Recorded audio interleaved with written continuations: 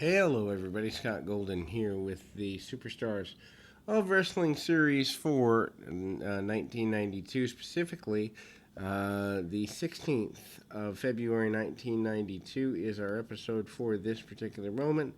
And we have most of the episodes up through April, and then we've already done a bunch after that. But basically, we're going to give you as much as we can of Superstars of Wrestling Series. I think we'll end at about 150 or so.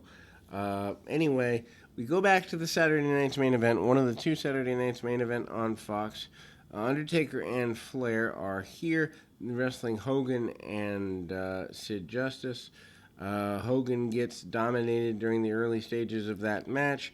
Hogan finally clears house and clotheslines Undertaker and Flair, makes his way over, or attempts to make his way over, to tag Sid Justice. Justice jumps down off the apron, abandoning Hogan, and ultimately turning heel. Vince McMahon is shocked by this. Hogan makes his way out, expressing his displeasure at the idea of being, abused and manipulated and all of that. Also, Sid Justice basically says he eliminated Hogan at the Royal Rumble. He's a better man than Hogan could ever be, will ever be, would ever be. He also does destroy on another program the barber shop of Brutus Beefcake, basically calling Beefcake little man and threatening to rearrange Beefcake's face. Of course, that a reference to his parasailing accident from 1990. And Beefcake literally does physically destroy the set of the barber shop, eliminating that from the benefit of things for, I think, the foreseeable future. I think permanently. I think that was the last barber shop ever. So we moved into Flair versus Savage and Hogan versus Justice as a WrestleMania 8 double main event, which comes from Indianapolis at the Hoosier Dome. Gene Okerlund goes into this. This is, of course, April 5th on as part of the WrestleMania series of events. This, of course, the eighth one. To me, WrestleMania 8, the last of the glory years. I mean, 9 drops off. Not to say that there aren't good medias after that, but in terms of top to bottom, can't miss stuff, I think 8 was the last one of those. 9, of course, a sad disappointment.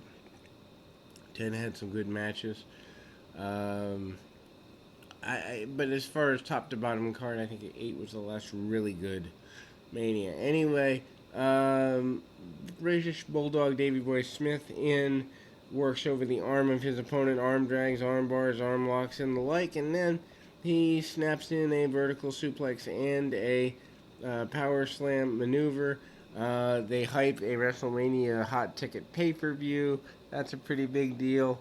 The Nasty Boys make their way out as former tag team champions. They still don't have a major feud per se here in this point of 92. And it's, pretty clear to see that they probably won't get one. Jimmy Hart still managing them and still seems happy with his decision.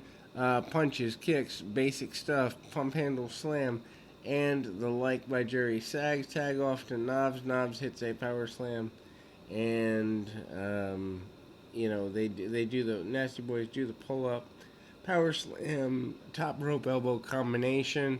Event Center continues as Sean Mooney continues to plug the upcoming Boston Garden show on the 29th of February, and The Undertaker and Ric Flair are now going to team against Hogan and Piper. Piper basically says he's not intimidated by either of these combatants. Hogan certainly wants to get his hands on The Undertaker here. They're still going with the advertised match, even though they could kind of tease Justice there. But anyway, we kind of move forward into the Intercontinental Champion, Roddy Piper. I know, weird combination because he's only champ for about 3 months. Not that Piper necessarily needed it. I think Piper was over enough by this point, coming off of the first three WrestleManias and that he wouldn't really need the championship reign, but he takes it anyway, punches, and barely leaves his feet, but a sleeper hold by Piper. Piper happy with his win. We go back to um, the event center. British Bulldog talks about wanting to be at his best, talks about wanting to fight for his future. And then we see Shawn Michaels debuting as a heel, sunglasses, and the more elaborated jacket alongside Sensational Sherry. She has a heart on her upper chest. She takes the jacket and all things for Shawn Michaels. Michaels, I think, at one point has a earring in. I don't know if he necessarily wrestles with it. I know he does. Some house shows he did anyway. Um, Punch kick, flying clothesline, and a back suplex for Michaels to get the victory. Michaels actually does hang the earring on the partial bra of Sensational Sherry. And then, Michaels gets the victory there.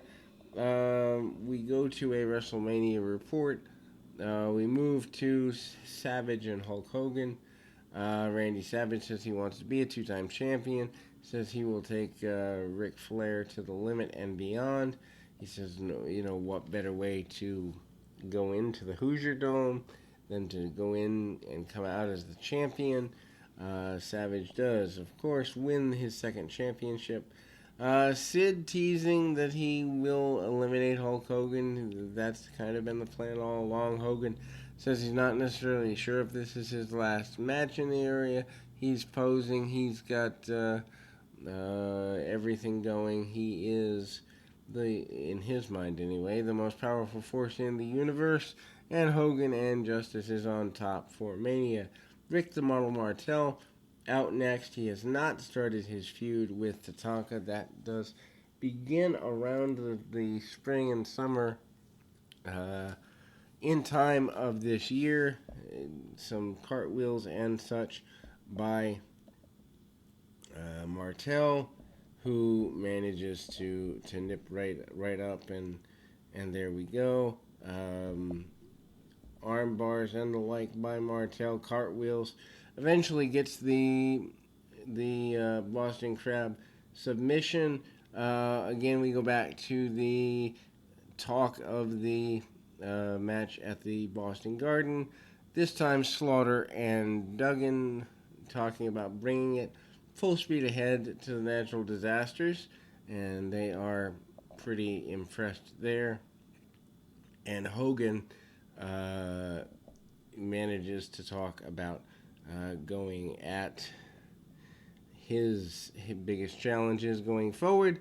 But again, that is for the Boston Garden Saturday night, February 29th. We will close with this and move on to yet another of these series, and we'll be back with more right after this.